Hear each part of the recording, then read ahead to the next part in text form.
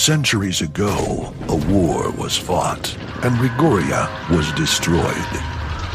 But in a last-ditch effort, there was one elf who buried a little bit of magic. I don't guarantee anyone will find it. Let's hope someone does. One young man Pops, what is this? will have to end a war started long before his time. Can't run! His spell has taken hold. This is the last possible chance this world may have. Echoes of Rigoria, now available wherever you listen to your podcasts.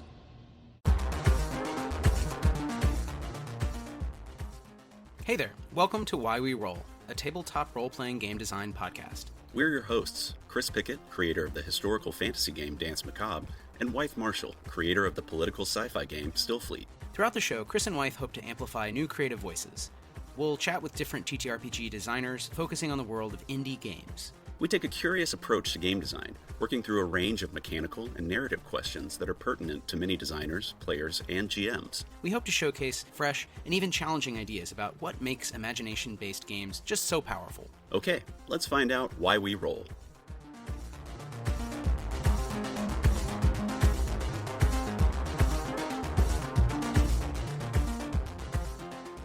And we're live. What's up? Right. Hello. Welcome back. Yeah. What's up, Chris? Yeah. Good to hear from you. Always good to be here. Yeah. And we're joined by a friend of Stillfleet in general. Oh, knocked my notebook over. Ian Derk, who's a writer and scholar. Ian, do you wanna give a little quick intro, maybe?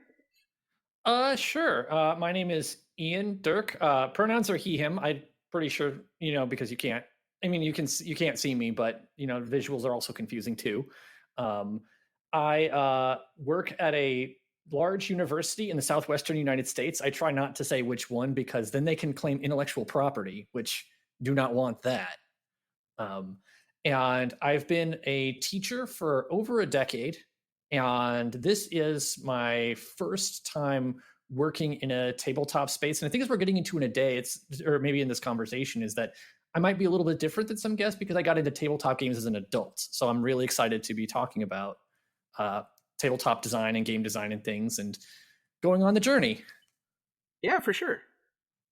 Yeah, I figured that was one reason to have you on, Ian, is because your book, we're finally, not just editing, but have laid out. So it's going to be printed soon, which will soon meaning it takes several months. But you'll eventually get a book that you wrote for Stillfleet, and we can talk about that a little. But it's something Chris and I have talked a lot about it on the show. How do you write and design games and game books and products and all the whole process. But it is interesting to think about coming to that as like a newer hobby and not something. Because Chris, I take it you like I have been obsessed with these things for so many decades. So it's just like I've always wanted to do that. So, yeah, absolutely. Yeah, it was. I think we've talked about this in the show before. I think I was like 12 or 13 when I picked up my first Dragon game product and was immediately taken in by it. So yeah, I mean that is really interesting. What are you working on right now, Ian?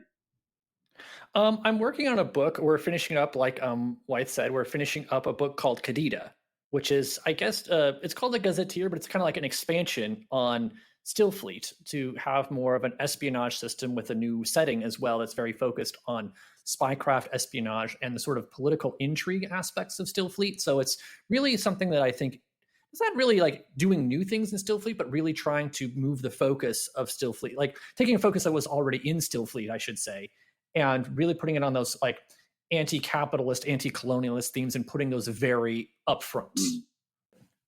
Yeah, and I would just say you've written a nice long supplement, kind of like Chris. I don't know if you remember the classic D&D.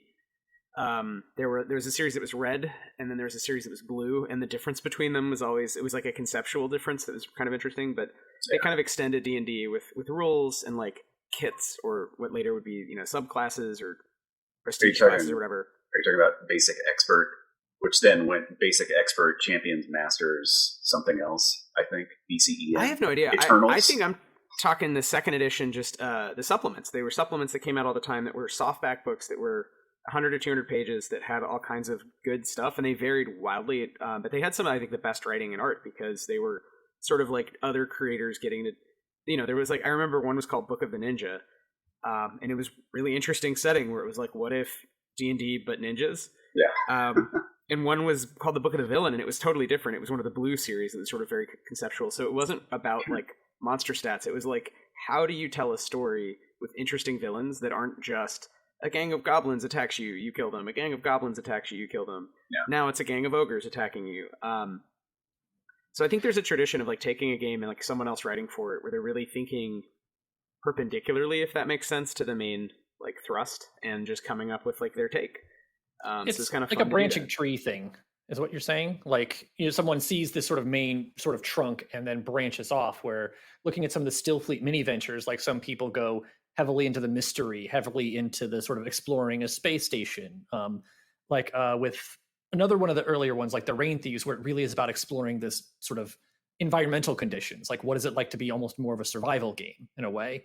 And this one, Qadida, is probably getting at the like the sort of like Byzantine politics of the far future, of how do people reason through that, and also trying to put in some consequences in the game, which is really what motivated me to get started with Qadida in the first place, is to change the stakes and consequences from the dragon game. You kill the goblins, but then there's no consequences to it, right? You just kind of win. And I thought about it in terms of, if you just murder hoboed in our world, like if you just ran around killing someone, like someone would have, there might be some accountability to that, at least in theory. Hopefully. Right? Like someone would be upset by it. Someone would be hurt by it. And someone might come looking for you. And that's part of what I thought about Qadida, is that you can't just hurt somebody without there being a pushback. Yeah. So, Chris, I don't know if you have questions. I mean, I was just going to kind of ask some more intro questions about Qadida as a book. And maybe we could talk about the book design process. And Chris, I don't know if partially I think this could be an interesting conversation about like, how do you make a good book for an RPG? What kinds of, like what supplements would you want to see for any game and your own game? Mm-hmm. Yeah, I mean, I'm also interested in, so you came to tabletop gaming more as an adult, which I think is maybe not as rare as it once was. I think that more and more people are getting into the hobby in their 20s, 30s, even 40s now. But what did that look like for you? How did you start in on all of this? I think the answer is basically, I was in my like late 30s and I knew I was the kind of person who was going to have a midlife crisis. It's good to know. Like, I just knew that about myself, where I said, like, I am the type of person who's just going to have one of those midlife crises. And instead of trying to fight it, I was like, I needed to pick a wave to ride, because I was thinking, like, I don't want sports cars. I don't want something expensive. I just have to pick something and go with it, and just ride that sort of, emotional wave, and try and think about something that maybe I didn't have much of an opportunity to get into as a kid. And some of that came with tabletop games, that I grew up in a small town in that very pre-internet era. And since I was the oldest, I didn't have an older sibling to get me into it.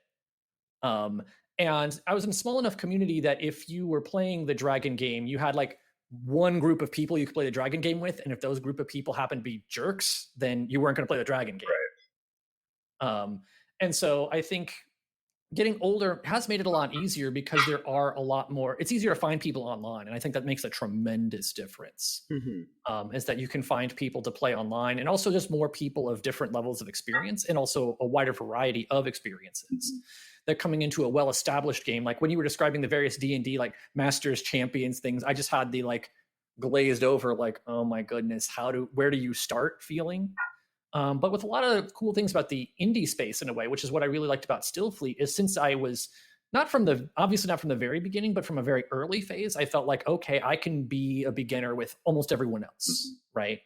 That's what's really cool about the development of independent and smaller games, is that almost everyone who comes in is a beginner. And right. That's the thing, that like having these smaller spaces or these types of indie spaces opens up opportunities for people who just didn't internalize the logics of a tabletop game, in their teenage years. Yeah. And so I think that's really what makes it accessible. And also something I liked about the Stillfleet system was I felt like I could grasp it so much easily without having a tutorial video to help me create a character. I think, in the last 10, 15, 20 years with the indie RPG scene coming up more, I think you're right. The internet has facilitated a lot of that conversation. there are a lot more rules-light games where you can just kind of walk into it and have a general grasp of how to play. And yeah, I don't know. That's something that my partner and I do. My partner Jen and I run one-shots for people who have never, kind of similar to you, like never got into it when they were teens or in college or whatever. I've always been interested, wanted to do it. And I mean, we just run the most rules-light games possible. It's like, here's how you play.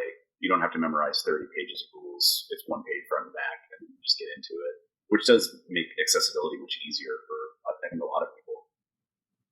Yeah, it's almost the norm now to do rules light, which is where it's almost funny. I mean, I feel like when I was 10 years ago, moved away from D20 games of any kind, even OSR games, and from PBTA, and developed Stillfleet, which I thought was pretty similar to Apocalypse World to me, in terms of the level of rules crunch.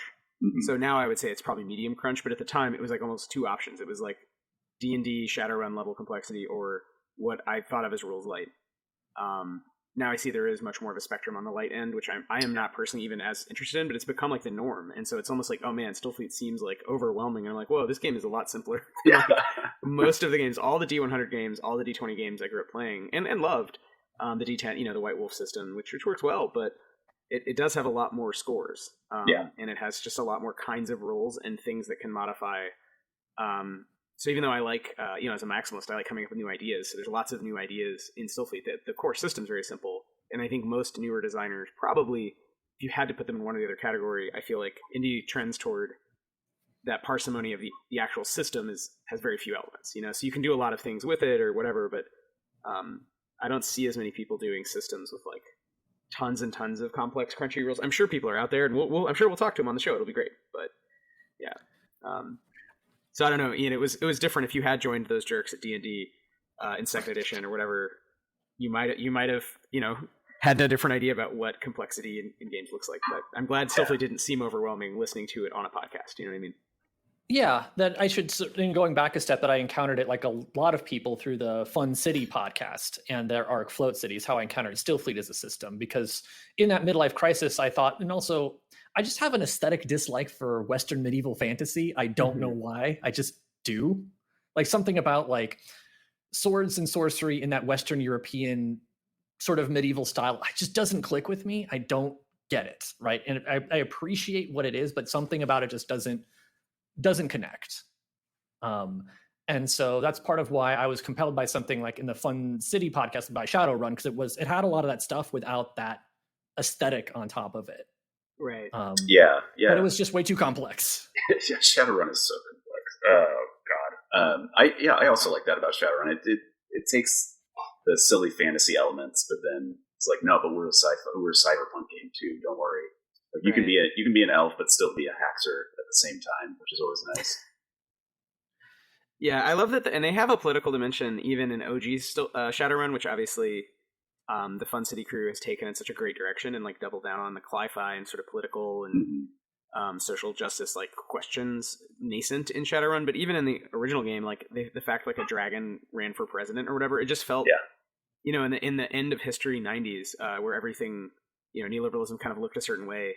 It was like, oh yeah, like it almost predicted like a Trumpian rise in like populism, and just was like, yeah, but what if elves? Which is just such an interesting like take on like contemporary politics. So I do have to give Shadowrun credit for that.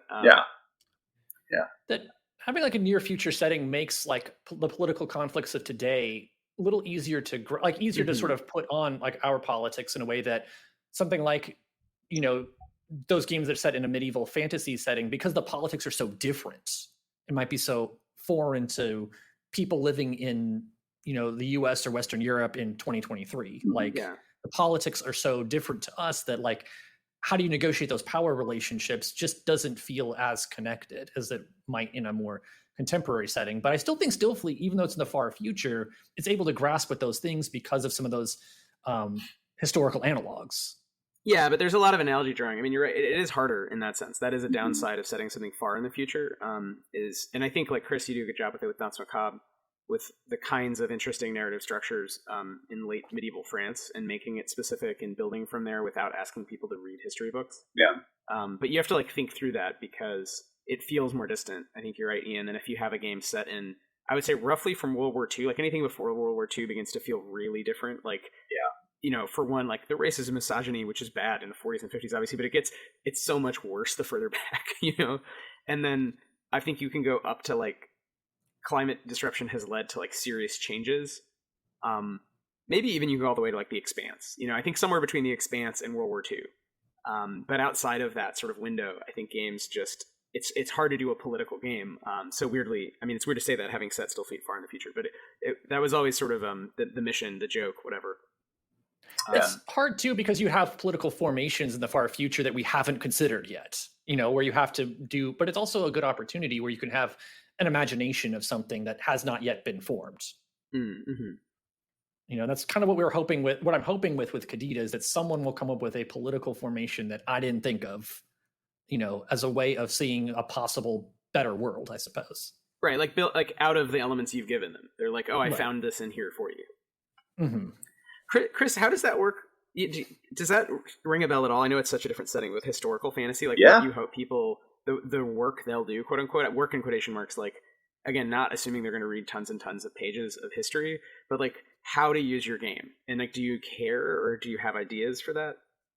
Yeah, I mean, I think the thing that I keep on thinking of is, one of the texts that was really influential on me when I was starting to write Danse Macabre is Barbara Tuchman's A Distant Mirror, which is about 14th century Europe. It's mostly about France, but it's about Europe in general. And I keep on thinking, like, it's funny how the distant mirror works in both directions. So it works with, like, historical fiction. What she means by that is, like, it's like our time, but also alien enough from our time that we can recognize parts of it, but other parts of it are ineffable or kind of like just, I'm never going to understand how a 14th century peasant thought or acted in the world. Maybe there are some things that I can kind of parse out from that, but for the most part, it's just a radically different experience, even though we're both humans, yada, yada. And that works with speculative fiction when we're looking at the future as well, where it's close enough to our time that we can talk about the politics that are happening now, but then far enough away that it allows for a large amount of interpretation about what could happen in the future, which I think is pretty nice. Wait, what was your question? What? No, I like that. I was just curious, in terms of, I've asked this sort of before, but it's something I do think about with historical fantasy, especially because like high fantasy is more dreamlike in a way. You can kind of do whatever you want, and I think more trends toward more quote unquote apolitical. Yeah, it's harder to inject those real world analogs of juicy social tensions of any kind because you're like, what economy? I'll just make gold with my hands with magic.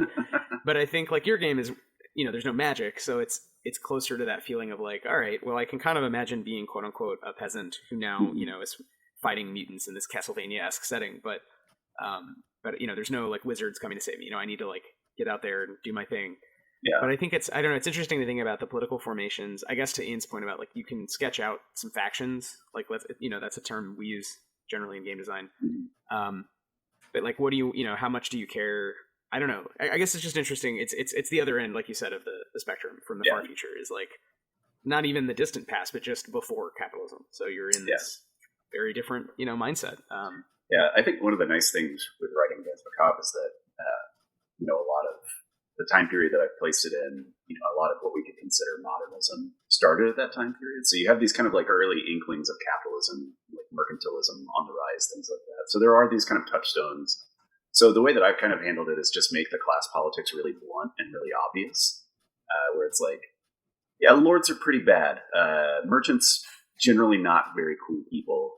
And just like kind of keeping it really didactic that way, which I guess you can do with sci-fi as well, if you want to kind of shorthand forms. Yeah, it's almost harder to make it less blunt, but I also think that's one of the problems of like games having a political position is like, well, in the real world, you could also say some things are just bad. Yeah. And other things, there are lots of complicated things, but there are aspects of political blocks in our actual political economy today that are just sort of straightforwardly like, oh, that's bad. So it's an interesting way of, go ahead. No, just how much of that do you bring into your game? And what assumptions can you make about your audience? I mean, those become somewhat strategic questions, if that makes sense. For sure. Well, and sometimes too, like what can be helpful is like if you say like the lords are bad and the merchants are bad, but they're bad in different ways and for different reasons, right? And that's what really pulls game from out of that sort of like they're just goblins or they're just ogres. It's like the lords are bad and they're bad in this specific way. Right. The merchants are probably also doing bad things, but they might not think they're doing bad things. Right. And that's really what we want to get at in settings like Qadida. And it's part of why I focused on spycraft and espionage. So a lot of people who are doing bad things for good reasons, or maybe they're not sure what their reasons are anymore. And that's a big part of like spy fiction more generally, is like once people are in that gray zone, it's more complicated, right? How do people deal with that and grapple with that up front? Yeah, there's a lot of ambiguity there. Yeah. And I think the ambiguity that's produced, I think a narrative thread that runs through these different genres. I'm just thinking of medieval France and thinking of Shadowrun, the revelation that the modern world has these kind of fey elements, and yet they're also just like us, like they're gonna like be influencers and run for president and do corporate bad things.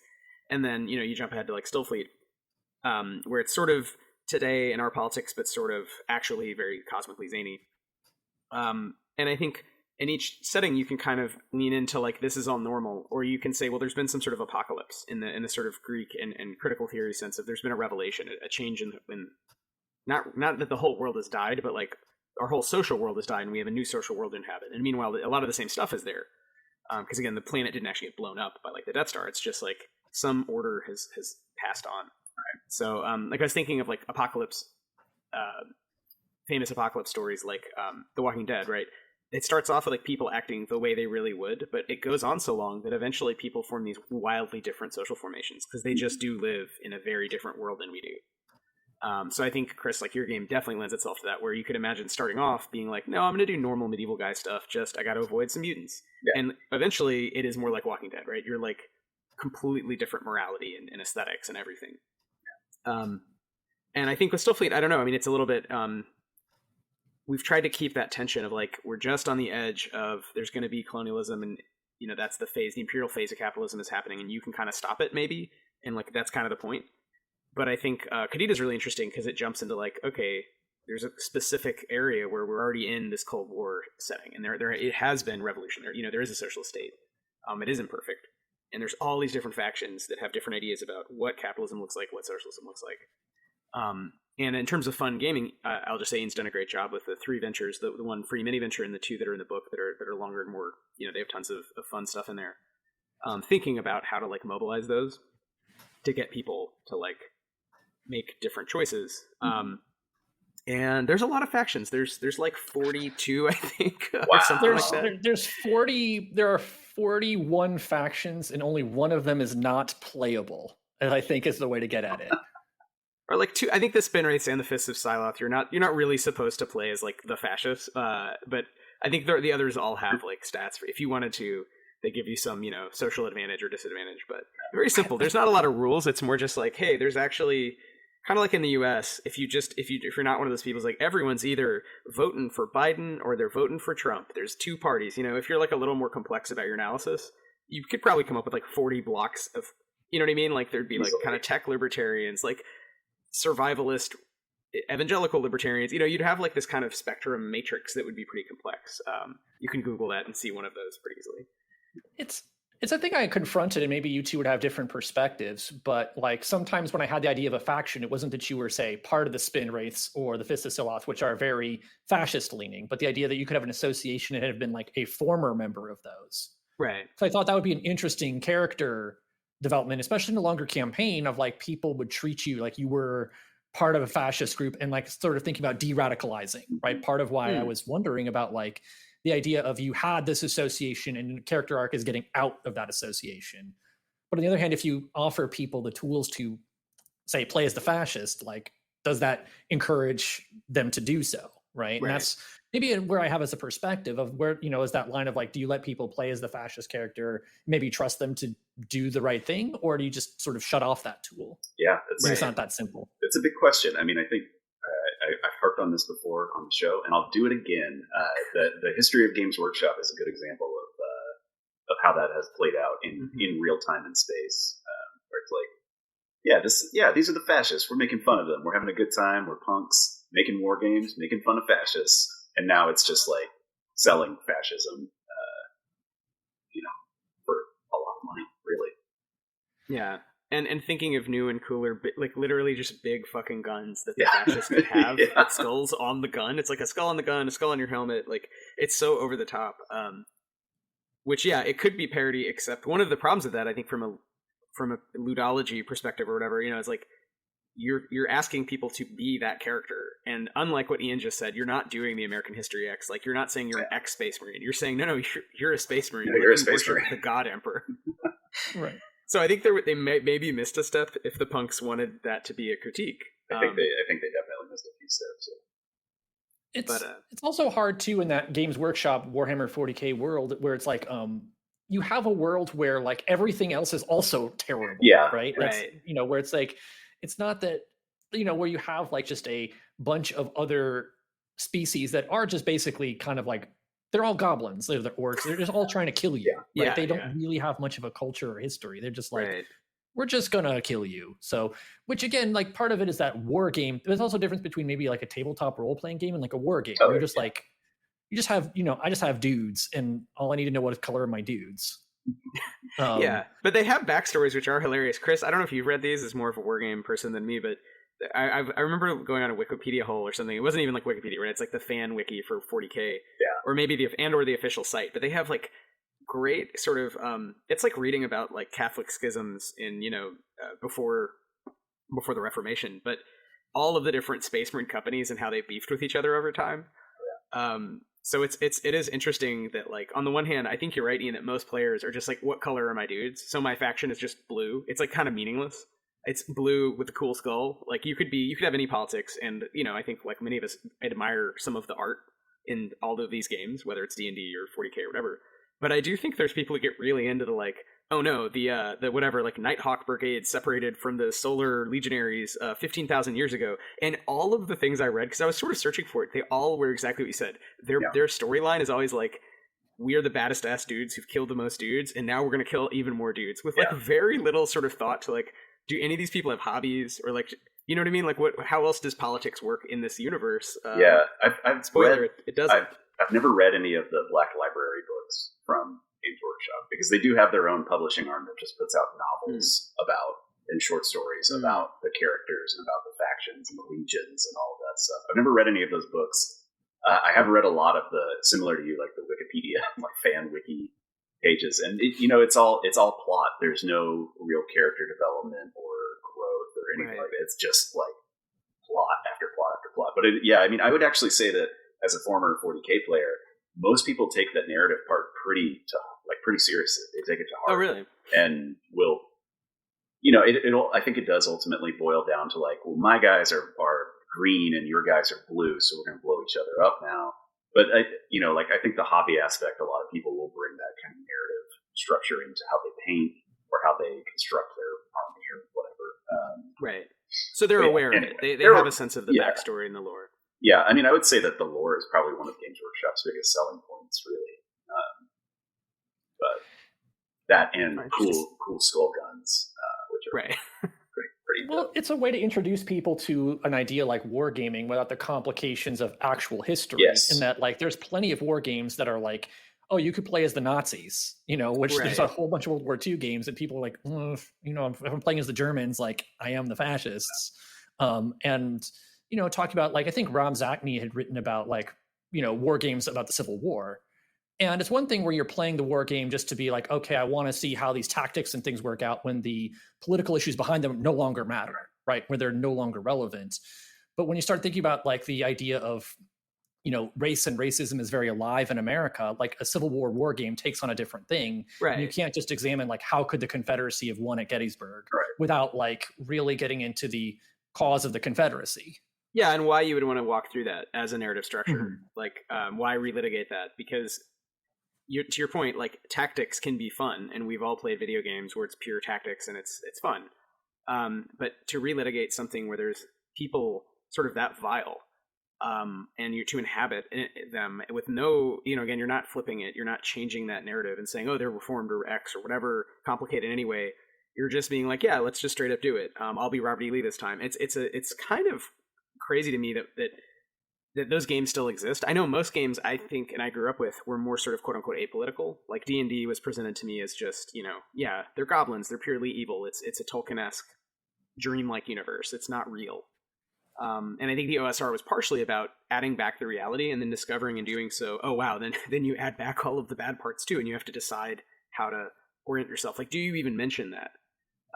So Chris, like, I was surprised in the wargaming book, which was good, I thought, but they didn't mention that. They specifically mentioned at some points like these armies, and I'm like, whoa, where's the box text that just says, hey, we know that some people play as like the Germans in World War II. That's pretty weird, actually, if you think about it. And just even acknowledge the weirdness. So I think to some degree, modern game design, to me, there's like one of the boxes you have to check is like, is there something really weird that I'm just pretending isn't there? Do you know what I mean? I don't know if either of you have thoughts on that in terms of writing and planning a book, Yeah, no, I think I think about that more with wargaming for sure, because I do think that there's a tendency in that community to just be like, it's fine. Like, we acknowledge it. It's fine. It's in the corner though. We're playing for the tactics. Sorry.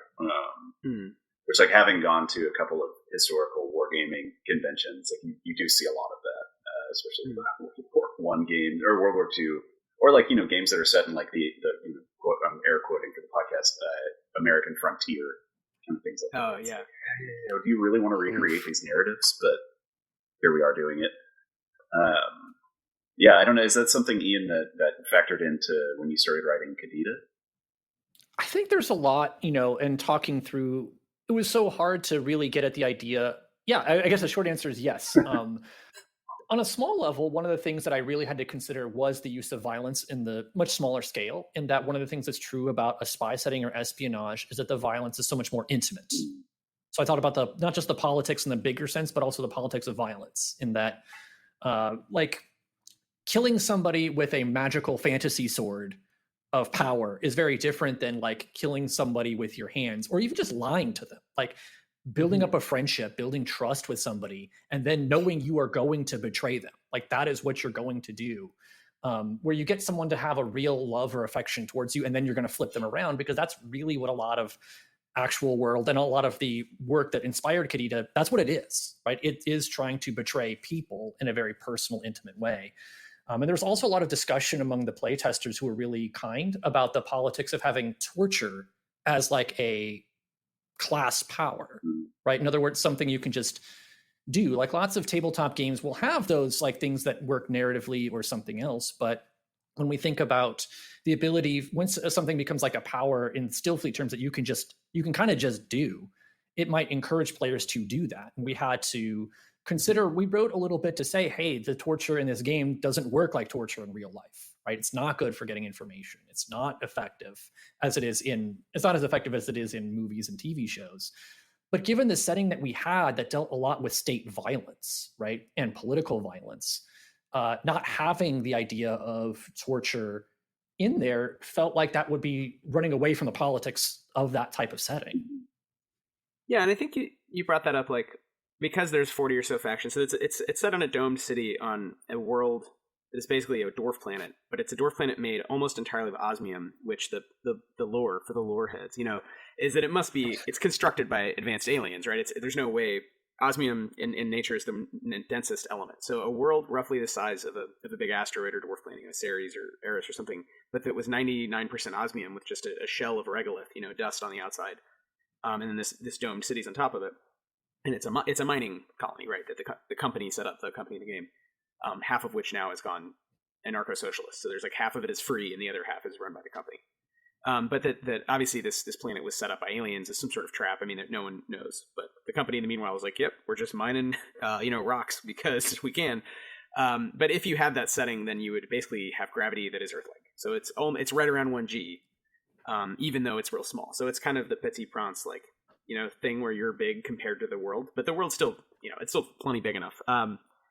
But it all takes place in this giant domed city, and the city is actually built by some advanced human, group, but well before the company. So the company just founded and just kind of relaunched it, and then lost half. Now you have these 40 factions across the city, all of whom have different relationships to power and sort of surveillance and policing.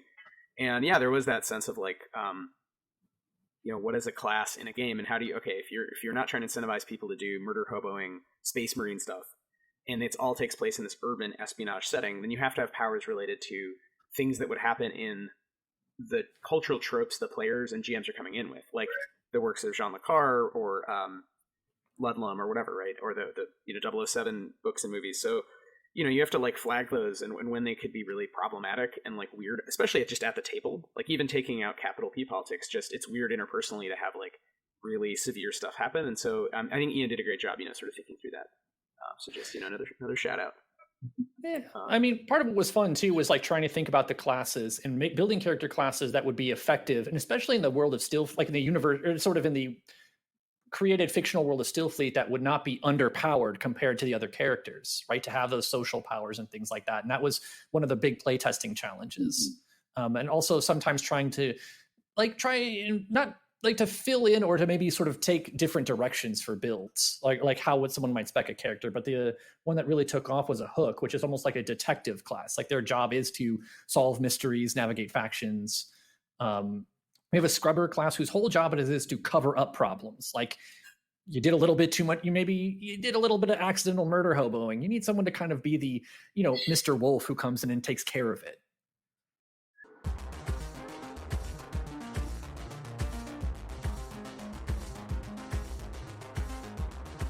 Hey there, just a quick update. Since we taped this episode with Ian, we've actually published Qadida digitally. So if you go to itch.io or DriveThruRPG and you check out titles by the Stillfleet studio, Stillfleet, you can find Qadida, and if you want, you can pick up the PDF.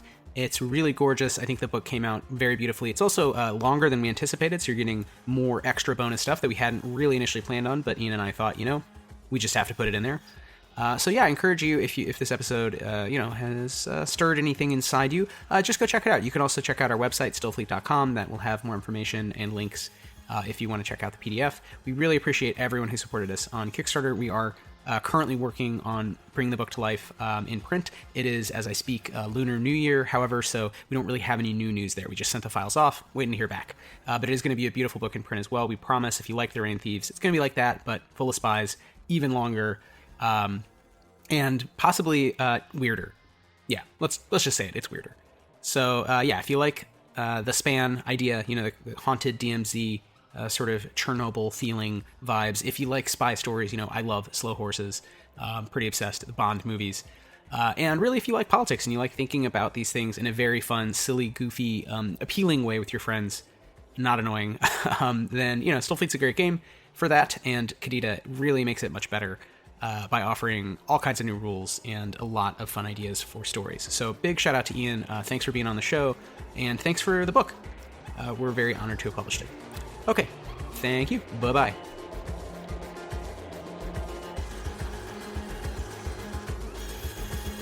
Yeah, that's really cool, and actually something I haven't really thought about a lot. And I guess this applies to Dragon Game or any other game that has these kind of like supplementary add-ons that come in after the kind of main book or series of books. But yeah, you really do have to think about how you're going to allow classes to translate between a specific setting and a larger game, and make sure that that's all balanced, so that if somebody reads Qadida or they want to continue a campaign after going through the book, like they're not going to feel like they have to start over again if they don't want to. Right. Yeah. And that people can jump around, and that's very much Stillfleet because it's modeled, of course, on Planescape in large part, right, from D&D. You can go between worlds. That's the whole idea. So you would want to have a game where someone, and we just ran it. Aaron H., another member of the studio, and I ran a 3-part adventure. So 3 different 4-hour, intro adventures, but they were all linked. So it's one story just playing out on 3 different planets about a couple who defect from Qadida. So you're chasing them across planets, but it's different groups of void miners being sent out each time. So some people played through it and got a sense of the actual player of the arc. But it's almost as though the metafiction, what the company knows, is the bigger story, and for you at each juncture, they're only telling you limited information about these people. They're like, yeah, could you just bring them in for questioning? Just don't, make sure we get their notebooks and don't read whatever they wrote. And it's of course, there's a lot of, moral issues in that one, but it was fun because it was taking stuff from Qadida and kind of unboxing it and letting it play around in other worlds. And I've never been that big on balance or everybody, and I think Ian did a good job with balance, where you could have a mix of classes from the core rulebook and then this first kind of major supplement where there are whole new rules, whole new classes that are official, but not, they are, as you just said, they're setting specific. I don't know how much of this we'll be able to do in the future. I'd like to think our company will still exist and other people might want to write for it, but at least there's the core rulebook, and then the Rain Thieves and Qadida is these two different artifacts of sort of interpretations, right? So I don't know, Chris, if you're already thinking ahead about the ways you'd want to extend or would want other people to extend or not extend, kind of frankly your main book. But we've talked about doing different regional versions of Dance of the Congo. It's like, what does it look like in Mongolia right now, or whatever. Right. That's really cool. So, Ian, what was the can you walk us through the process of starting to write Qadida and how you kind of how do you even approach writing something that's supplementary to a large document like Stillfleet? Well, the approach is to not worry about doing it correctly at first and just do it. I mean, I think part of it was the other way I approached it was I was writing a dissertation when I started writing Qadida at the same time. So the other unethical life pro tip is to use writing a book as a way to procrastinate from another very important large project. And that's definitely good for your mental health and time management. So definitely do that. But I think I just made up a setting and I sent it around on the Stillfleet Discord just to say, hey, what do people think? And Wythe had contacted me saying, hey, do you want to turn this into a book? And I sort of said, sure. And I kind of had to I'd filled out a bunch of stuff about what Worshipful Qadida was like, and which is the part owned by the Worshipful Company. That's their half. And then Free Qadida, and that's the other half. I made my own little venture and just play tested it around. And I think what was really helpful was having Wythe and all of Stillfleet Studios just really building that together and having that as a large supportive process. And I think that's the other big thing, is that it's very difficult to go by yourself, and really relying on the help of others is what makes something work in a book process. And that I just could not have done it by myself, or it would have just lived as a Google Doc, and that would have been okay in its own way. But I think that putting it into this space was recognizing the skills I did not have, like terrible at art, layouts not so good, meeting deadlines, struggle with that too. So having a lot of those things to really get that support. And I think the process was just trying to sit down and write it out, build an outline, build a structure, and there's one of the things, there's just no substitute for just sitting down and doing it. I wish there was, but there just isn't. And I think as a writing process, I try to just sit down and say, what did I think, get something out, and have people look over it and get the feedback from there. So I think that was really the big process. And I took more of Wythe's method of having an outline and organizing it, because my method was just to write out almost just big blocks of text. And then, but I think having that structure was much more useful to say, okay, this is what I want to do here. This is what I want to do here. This is what needs to be in a book here. And that's probably how that's how it basically went through and getting started. I hope that answered your question. No. I mean, and from our perspective, we're just trying to make Qadida fit in certain ways alongside the Stillfleet core rulebook and the Rain Thieves and the mini ventures. So they all have sort of shorter sections broken up with the idea that somehow that's the right way to do it. But there's no right way to do it, right? So it's, to some degree, you're always just like, oh crap, what's the last thing I did? It needs to look kind of like that. Why? Because of weird sort of psychic inertia. And some idea of brand management. It's what does that mean? We're this tiny indie company selling a couple hundred books at a time. So it's sort of, we could do whatever we want. We could have done a giant novel style book that was like a Lacar novel with light rules on the edges, and that probably in some ways would have been cooler, but might have taken more thought. And so we were defaulted to no, let's make it look like a supplement to the core. You open them side by side and you're like, cool, it's the same template, it's different art, but it's the same style of art, style of graphic design, right? So I always want to say I don't know what I'm doing either. We're always making this up, and it's fun. It's really fun to make it up, but it also, I don't know, just we don't know what we're doing. And one of the things that came up that was different about this book was that, or Qadida versus the core rule book, is that Qadida, in various iterations, it's still within the core rule book. It has a voice of a character in the universe. Right. Do you want to say sort of how that works in Qadida, Ian? Sure. A lot of the way the book works is that large portions of it are written by the acting director of the Night Watch, Pathan. The Night Watch is kind of I guess I would describe it as kind of like the, X-Files TV version of the FBI or something like that. That's how it tends to be in the Stillfleet universe. But basically the Night Watch is the sort of one of the intelligence agencies that administers Qadida. and it's written by the acting director as if you, the holder of the book, are the incoming director, to be like, listen, you need to know how we're managing the situation. Gotcha. And along the way, there's different parts of the Worshipful Company who insert their own commentary in there. And so large portions of the book are written from the perspective of the Worshipful Company. But that's hard. That's a big challenge for a player to be like, are we, and that's sort of the same like Games Workshop thing, or like, are you endorsing this versus are you like picking up on the voice? Yeah.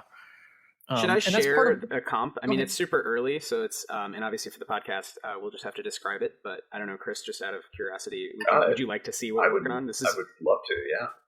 super. This is not the latest comp. This is like a week old. The latest one is very far along. So this, I don't know if you can see. This is like our normal 2-column, text broken up into chunks with bold leaders and rules in bold, and there's a red box about something, affect related. So sort of, lying to the PCs and how that could work, or lying to other players, basically. And then what Ian did is introduce the idea that a lot of the book is like not meta game designer text, but like diegetic text, meaning like in the world of the game. Right. So this is this is FPO, but we're going to do something very similar to this, just really cleaned up, which is a dot matrix page, as though someone has sort of typed out a letter with a typewriter font. And this is all from acting director Pethin, whose first name is, if you unredact the text, because we use black bars of redaction to make it more spy-like, but you can actually see underneath. It's not a problem. It is Amanda. So I don't know why, Ian, you've blacked out every instance of her first name, but her name's Amanda Pethin, and she's a Gelasti. She's one of these 5-foot-tall, jiggly, single-celled, axolotl-shaped Gelasti aliens. I love that there's an amoeba alien named Amanda. It's so good. Yeah, it really is. Like, of course, this is also they're in the core rulebook. It's like they're like pacifists, and then for some reason, Ian's like the head of the spy agency for the company is like the one Gelasti who's like, I think she's supposed to be like Margaret Thatcher, right? She's just supposed to be this like very driven, center right, just like or far right, like kind of crazy person. But at any event, a lot of the book has this graphic design style where there's things taped in. So in addition to features, normal box text and games, we also have all these post-its, which again have been cleaned up a lot. But that's great. she has her analysts. She has 3 analysts who are taping in things on top of the things she's taping in. So it's like our text, like the company, and then one of the characters, and then 3 other characters. So there's a lot of styles that we made for this to try to bring to life a little bit of the like it's a living document dossier.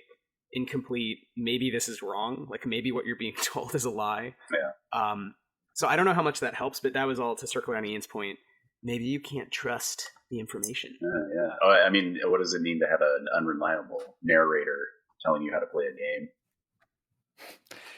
It also affords a lot of interagency sniping, which is what I really wanted to make clear of like some of these notes are them like the different parts of the Worshipful Company like taking shots at each other to be like, oh, you're the real fascist. You're not very effective at your job. Like, and that's sort of that way that analysts actually do sort of like fight with each other. Yeah. Well, I think that does a good job of setting up kind of interfactional discord, which is something that you want in this project as well, right? Like you want it to feel like there's a real grind between factions. And even if it's like granular, within the kind of infighting, that's going to kind of emphasize that even more for the players and for the GM, really.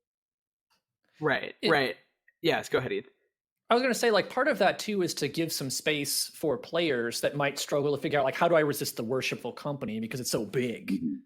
But once the Worshipful Company is broken down into smaller factions that are all fighting with each other, players can get those inches of daylight to say, okay, what if I set this faction against this faction? Yeah. Then maybe, like, I can do something with that.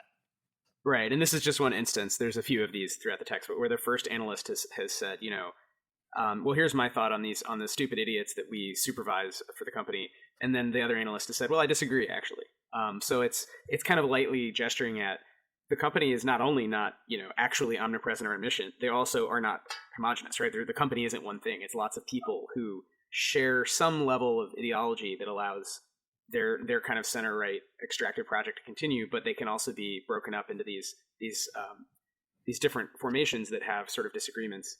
And I'll just show, we ended up doing this chart, which is, I intended as like a joke or graphic design exercise in InDesign, but these are all the factions and their relationships to one another on one page. which I think just looks cool. So I think I might keep it in, even though I'm worried people are going to be sort of intimidated. But you don't actually. Yeah, sorry. Go ahead, Chris. I was just going to say it looks like a paint by numbers for those who can't see it. It's like a Sudoku that you have not, like you've definitely done wrong. Yeah, it's like yeah, it's like pixel art. Yeah, exactly. I mean, I think if the rules mattered more, we would do it very differently. I think that, not that the rules don't matter, but the idea of joining a faction is just you get an advantage or disadvantage. It's just a hustle. So just like in the core rulebook, you have its sort of day job.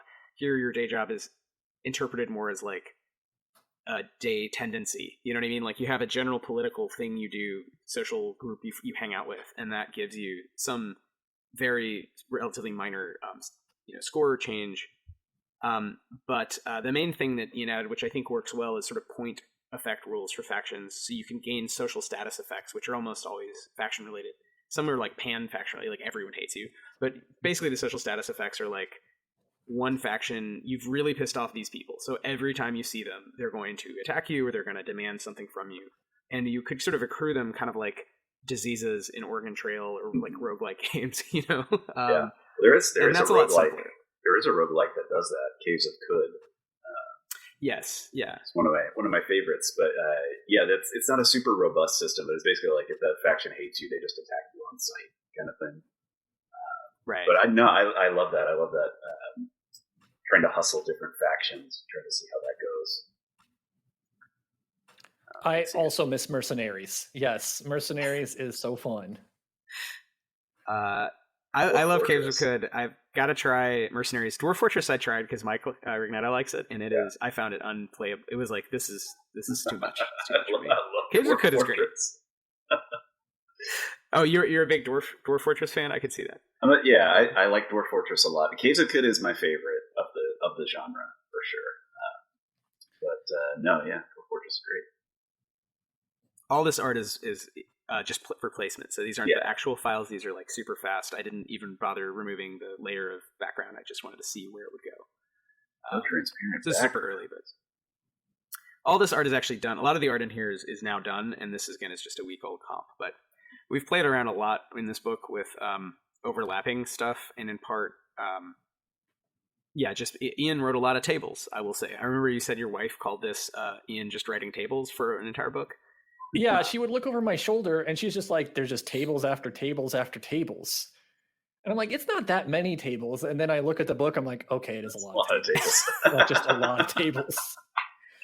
I love a table, but go ahead. I was like, well, if you need to lay out a lot of information quickly, but it also just gives a lot of different choices, which is what I really wanted to build into the ventures too, of saying, if you run a venture one way, you can run the same venture and it could come out very different. That I'm running some of the mini ventures and the ventures in the book. I've run them a few times, and the sort of groups that are encountered or the things that are encountered are so different from each other that someone could play the same venture and have a different experience. Like maybe you encounter some hostile agents once, or maybe you just encounter a friendly cat, and it's totally different experiences.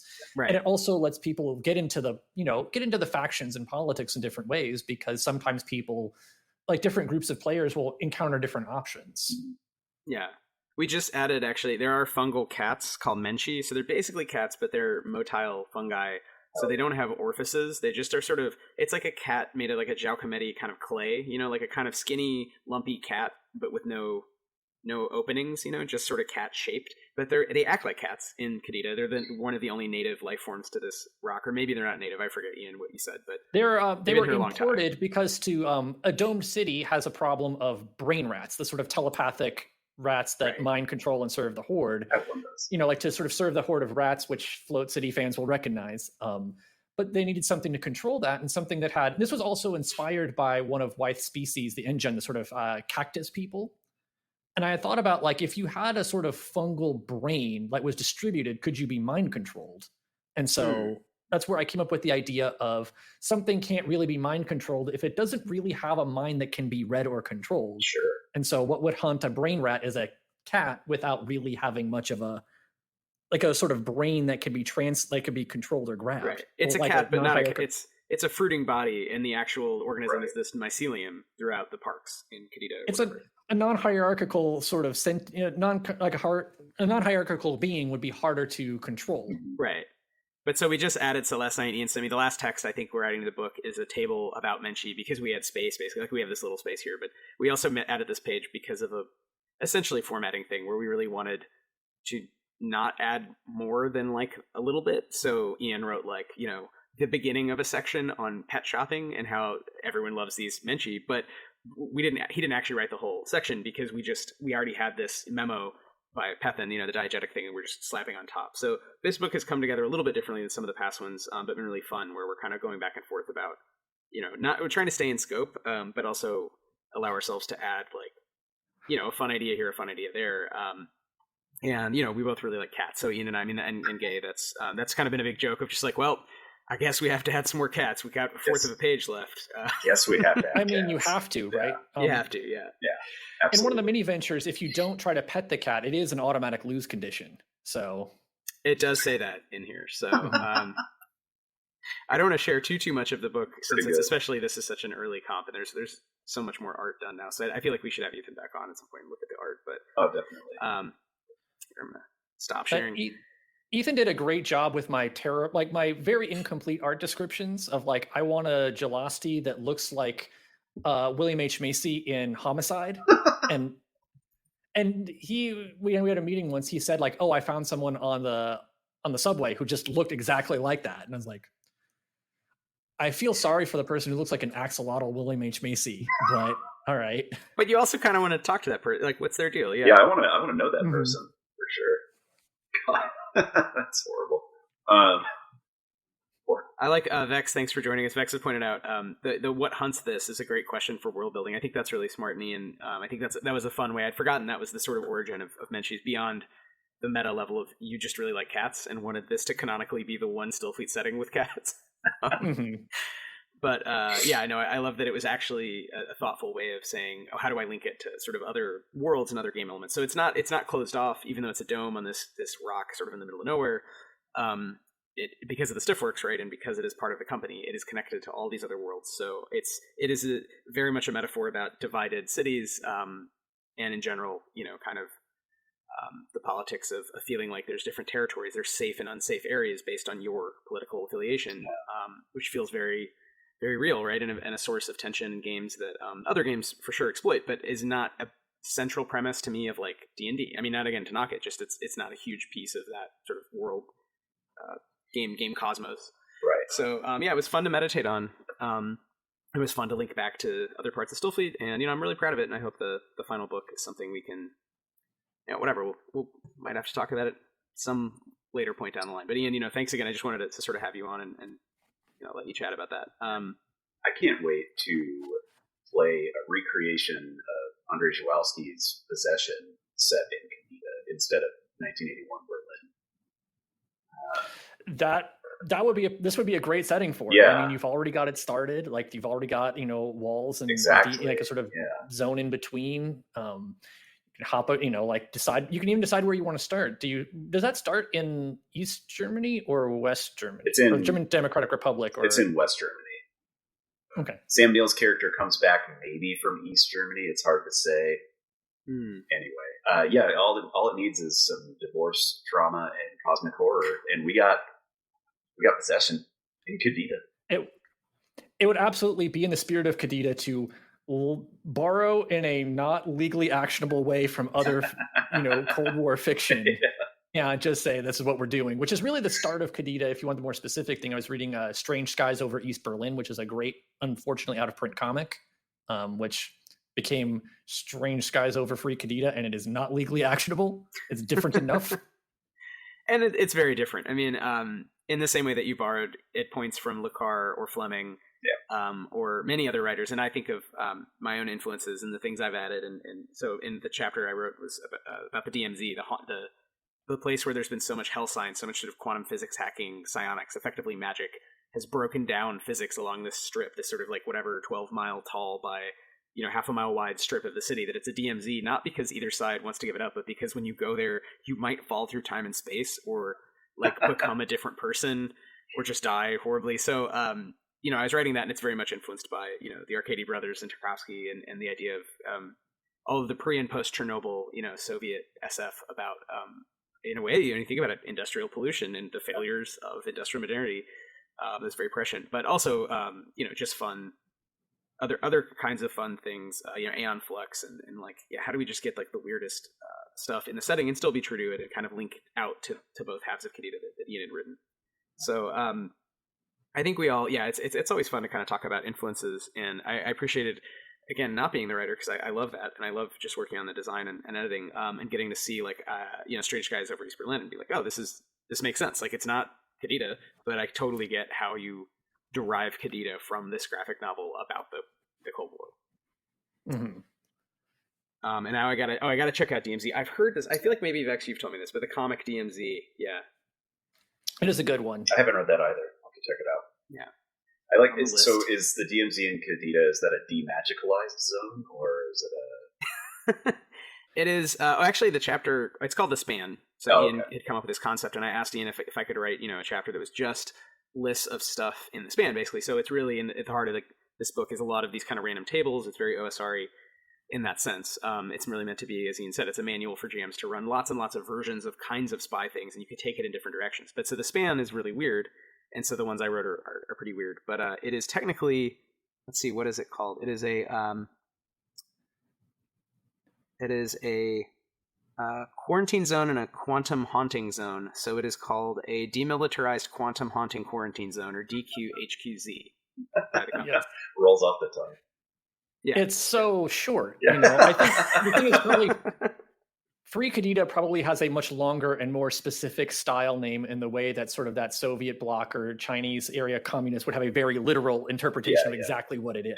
Yeah. Right. Well, that might be the Free Qadida name then. I mean, because you never know. That probably would be. Yeah, Krim, the span runner, giving you this perspective is technically not aligned, right? So he's, his apartment was in Worshipful Qadida, but he spends all his time in the span anyway. So Worshipful Qadida, Worshipful Company would call it like an opportunity zone or something like that, because anything could happen. That's a real term that I don't know if you know that in development in the US, which is it is a problematic term in real life and in the game. Yeah. Mm-hmm. All right. Well, are there some final questions? Mom vibes, like Mum Ra vibes, Vex? Or like mother vibes. Yeah.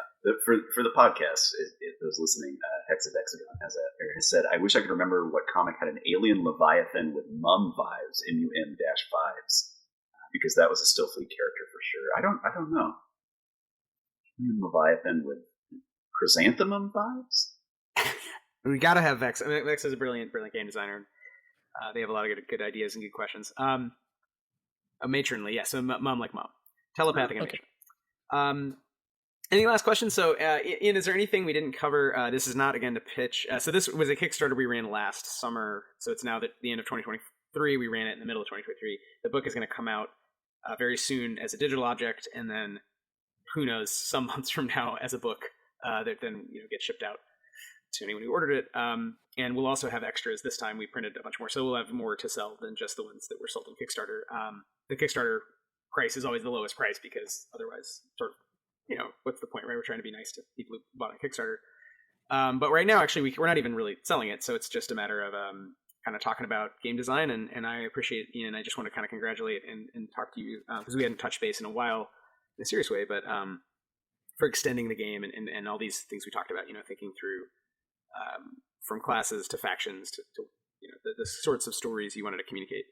But yeah, is there anything we have not covered that you wanted to shout out? Any particularly interesting bits that you wanted people to kind of look for? Easter eggs? I mean, I think the thing in the book that people are looking forward to, and I'm looking forward to lots of fan art, is old Office Max, Qadida's sexiest fax machine. That every time we play tested, every play tester, who were all really wonderful people, but they would ask, like, when this was around, like, well, what is thinking? What is doing? Like, that's what people really wanted to know, was about this, this sort of, that's where I put the James Bond influence, was I thought it was just funny to have a sort of a ladies' man who was a fax machine. And I thought, and they were like, how's he a ladies' man? And I'm like, well, he listens really well. That's really what it comes down to. I feel like you're selling it short too, because he's not just a ladies' man fax machine. I'm going to try to pull up the image real fast before we run, but they are a mobster, right? They're like a fax machine who works for the informatic mafia. So sort of all of the AI who can try to sort of manipulate the economy just to sort of cover their bases in terms of protecting, themselves. But is like their face. He because everybody loves So that was a fun one to ask Ethan to sort of bring to life. He actually did 2 versions, which we could look at both, but sort of realistic or like cute, and then I would say those are the 2, realistic and cute, which are very different. I think to the larger point, one of the bigger things I really learned, or 2 of the big things I learned in writing about Qadida and like making this book, is the first one is that it's just never too late. In a way that like I came into games much older than folks did, but that doesn't mean you can't get in, right? It's not as if someone says, oh, I should have done this when I was 20, or I should have done this when I was a teenager. But there's never been a point to say like, okay, it's too late for me, or this has passed me by, I can't do it.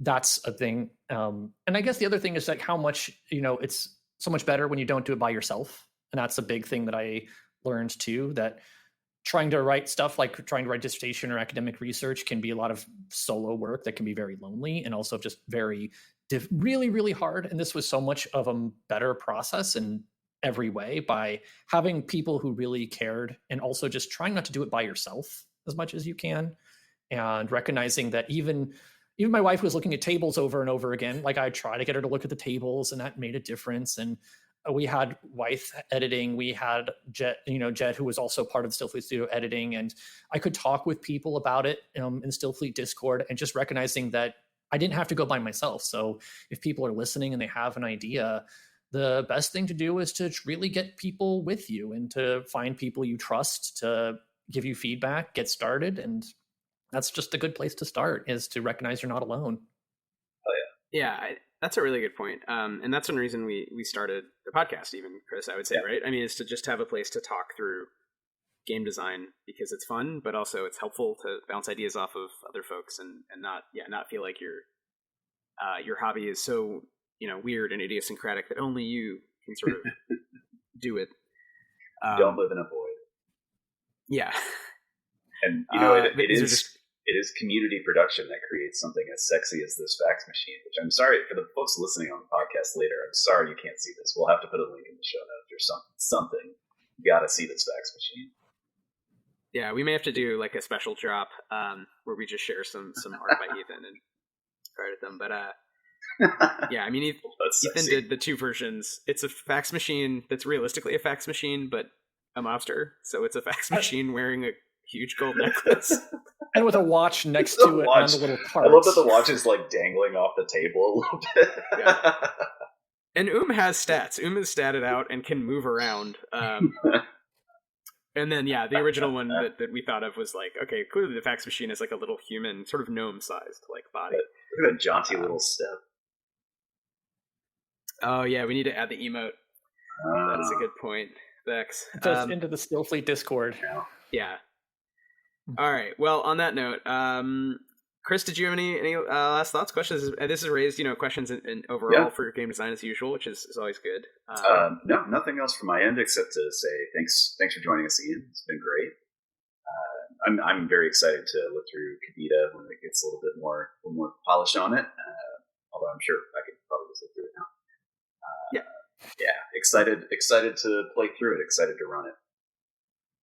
Cool. Yeah, I'm excited to hear what people have to say about it when they run it, and I'm also really excited to see what people build from it, in the way that I hope that, since I built from Wythe's world, I want people to build from Qadida too. So, take the parts that you like and throw out the parts that aren't fun. Yeah. Well said. Yeah, we love that, and that was very much always something I wanted to do with Stillfleet, is not make it feel. I wanted it to be like a real polished book, but I wanted it to feel very much like, please do stuff with this, hack it, change it. So I appreciate, again, Qadida being, for various reasons, I think largely it was sort of far along, as I recall, was we were talking about it. I think I played in your playtest. I don't even think I finished because I missed the last game or whatever, but I felt like, oh wow, this is like a book, not just a venture, a mini venture.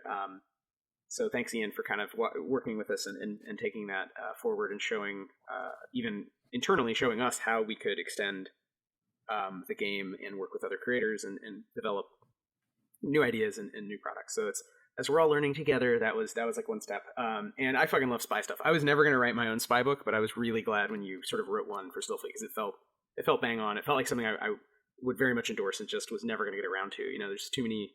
I don't know why there's too obsessed with the things I'm obsessed with. I think, Chris, we've talked about that. Like, you just have the same things you return to. So I keep writing spaceship adventures. I don't know why. They're not real. Spaceships are stupid, but...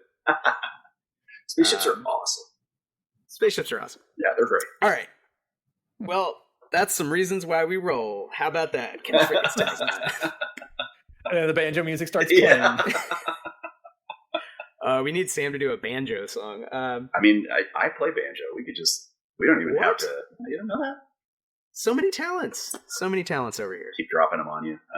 Yeah, really. Gems, great voice. People, we're gonna have to do a whole karaoke episode, maybe with Sam and Will or something. Oh, that would be pretty fun, actually. Yeah, we have to sing all of our questions. He can do the rhythm for us. All right, next time something else. Yeah. But Ian, thanks so much. Thanks everybody listening or watching, and enjoyed designing games.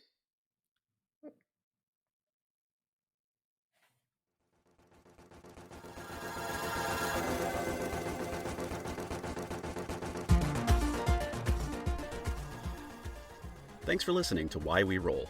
Our theme music is by the brilliant Sam Tyndall and Arpline. If you enjoyed the show, please subscribe wherever you get your podcasts. You can find us on Twitch and what used to be Twitter at Why We Roll, and on Instagram at whyweroll.pod. You can find out more about Dance Macabre at timespaceplace.itch.io/dance-macabre. You can find out more about Stillfleet at stillfleet.com. Thanks for listening.